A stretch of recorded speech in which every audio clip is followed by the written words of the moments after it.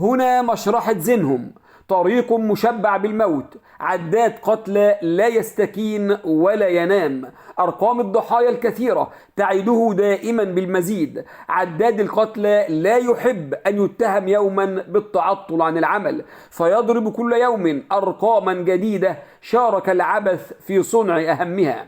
مشرحة زينهم هي مؤسسة تابعة لمصلحة الطب الشرعي بجمهورية مصر العربية، وتعد من أقدم المؤسسات الطبية التي تعمل على تشريح الجثامين الواردة إليها بشبهات جنائية. تقع المشرحة في حي السيدة زينب في القاهرة قرب مجمع محاكم جنوب القاهرة. هذا الحي بقايا من مدينتي العسكر القديمة والقطائع.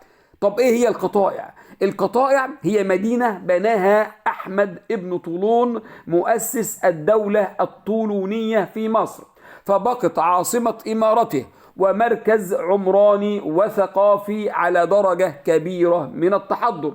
طب مين بقى زينهم اللي اتسمت المشرحة على اسمه؟